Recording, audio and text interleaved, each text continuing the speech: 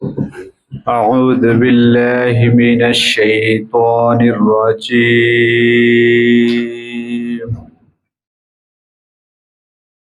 بسم الله الرحمن الرحيم.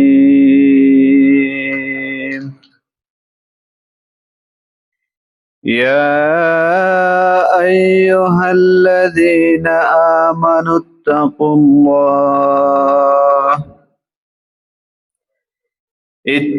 الله حق تقاته ولا تموتن إلا وأنتم مسلمون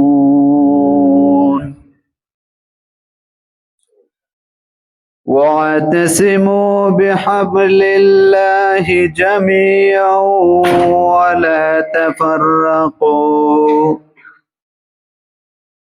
واذكروا نعمة الله عليكم إذ كنتم أعداء فألف بين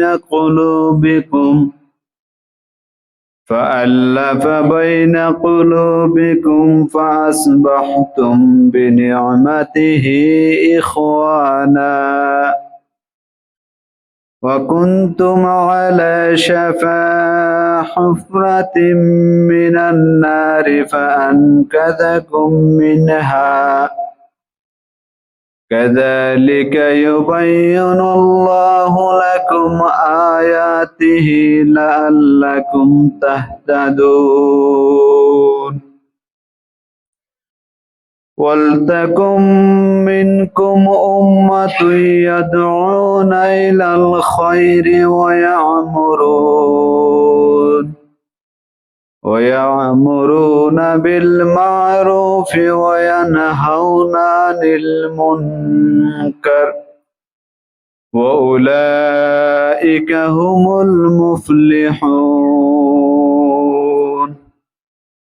ولا تكونوا كالذين تفرقوا واختلفوا من بعد ما جاءهم البينات وأولئك لهم عذاب عظيم।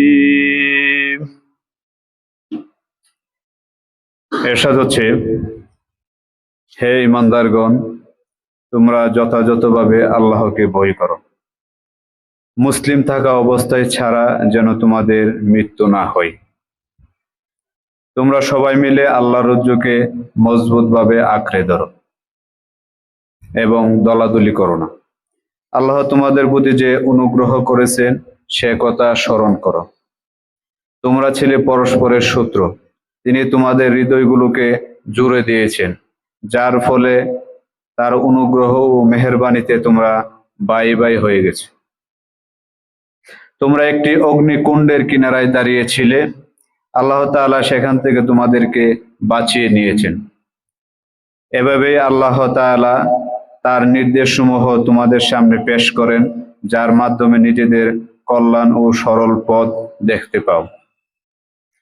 তোমাদের মধ্যে এমন কিছু লোক অবশ্যই থাকতে হবে যারা নেক ও সৎ কর্মশীলতার দিকে মানুষকে আহ্বান করবে।